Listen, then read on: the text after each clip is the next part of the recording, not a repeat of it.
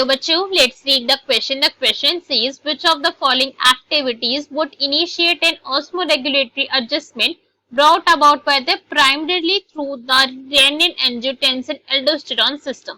So question का हमसे क्या बोला गया कि हमें यहाँ पे एक्टिविटीज के कुछ ऑप्शंस गिवन है कि भाई हम स्लीपिंग कर रहे हैं, बहुत ज्यादा सो रहे हैं, बहुत ज्यादा हम एक लॉन में घूमे, बहुत गर्म दिन में या बहुत हॉट डे पे, या फिर हमने पोटैटो चिप्स खा लिया, फिर हमने पिज्जा खा लिया जिसके अंदर बहुत सारे ऑलिव्स और पेपरोनी थी.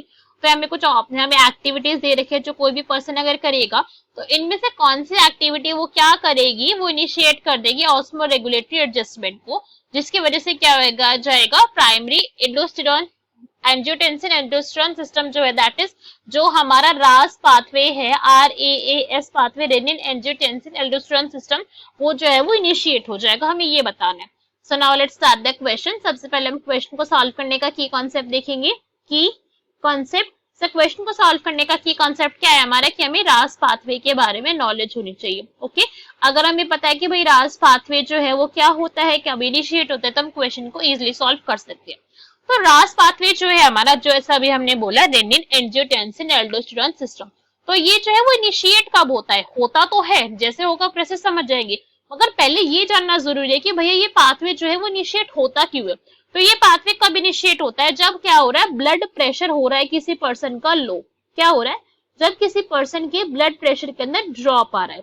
तो जब भी किसी पर्सन के ब्लड प्रेशर के अंदर ड्रॉप आएगा तो उसका क्या इफेक्ट आएगा, कि जो GFR है, that is glomerular filtration rate, उसके अंदर क्या हो जाएगा, उसके अंदर भी फॉल आ जाएगा, वो भी डिक्रीज हो जाएगा.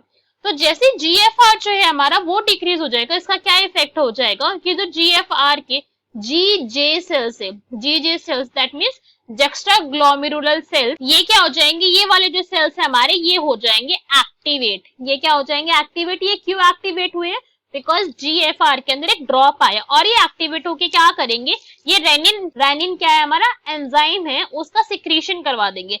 ये सिंगल एन वाला एन है, डबल एन वाला नहीं है. दैट मीन्स जो हार्मोन ने जो मिलकर डाइजेशन करवा रहा था, this is an different thing. ठीक है, रेनिन है ये हमारा, तो उसका ये सिक्रीशन करवा देंगे. अब ये जो रेनिन है यहाँ पे, ये जो हमारा सिक्रीट हुआ है, ये क्या करेगा, ये रास पाथवे को कंटिन्यू करवाएगा.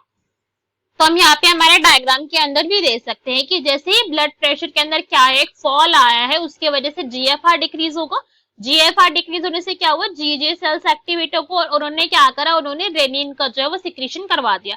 अभी रेनिन क्या करेगा, रेनिन जाएगा और एक्टिवेट कर देगा किसको, एंजियोटेंसिनोजन, जन है अभी इनएक्टिव फॉर्म के अंदर है, उसको एक्टिवेट करके कन्वर्ट करवा देगा ANG first, that is angiotensin first के अंदर.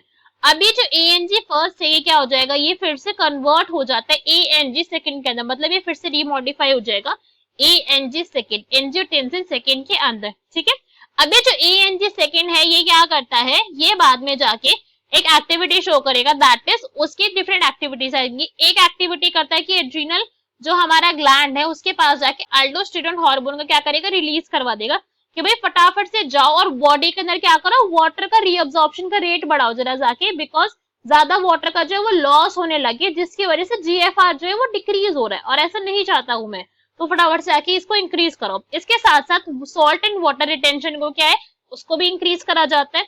वासो कंस्ट्रिक्शन भी करवाता है हमारा अल्डोस्टेरोन हार्मोन जो है हमारा, दैट मींस एंजियोटेंसिन सेकंड, ये एक्टिविटी भी करवा रहे हैं, जिसकी वजह से क्या होगा, वासो कंस्ट्रिक्शन की वजह से तो स्मूथ मसल से उनका डायमीटर स्मॉल हो जाएगा, कंस्ट्रिक्ट हो जाएगा और अल्टीमेटली ब्लड प्रेशर जो है वो इंक्रीज हो जाएगा.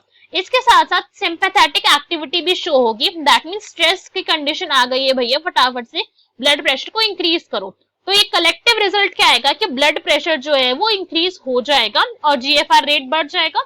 इसकी वजह से एट लास्ट में यहाँ पे क्या हुआ कि आप ये बोल सकते हो इन शॉर्ट कि भैया ऑस्मो रेगुलेशन हो गई. क्या हो गया यहाँ पे, ऑस्मो रेगुलेशन हो गया. जो हमारी बॉडी के अंदर ब्लड प्रेशर कम हुआ था वो क्या हो गया, मेंटेन हो गया, ऑस्मो रेगुलेशन हो गई यहाँ पे.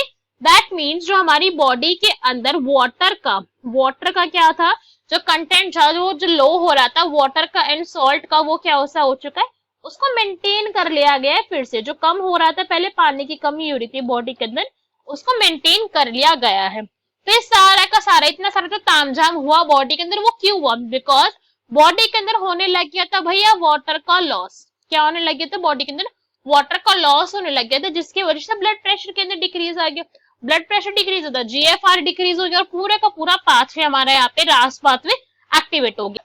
तो हम यहाँ पे हम समझ गए कि भाई ये सब कुछ क्यों एक्टिविटी हुई है। इन शॉर्ट यहाँ पे सारा का सारा हुआ बिकॉज वाटर का लॉस हो रहा था, बॉडी ज्यादा वाटर को लॉस कर रही थी जिसकी वजह से ब्लड प्रेशर के अंदर डिक्रीज आ रहा था।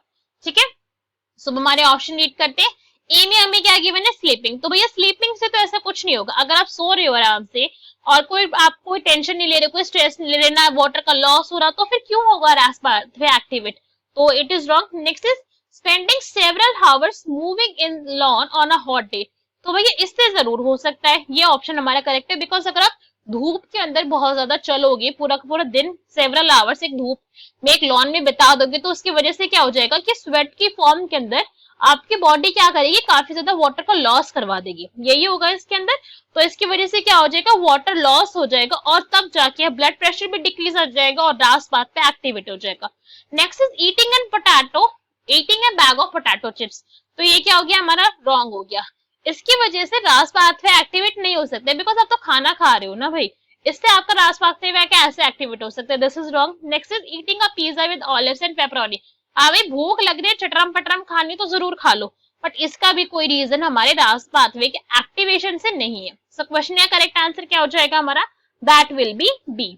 Hope you understood it well, best of luck, thank you.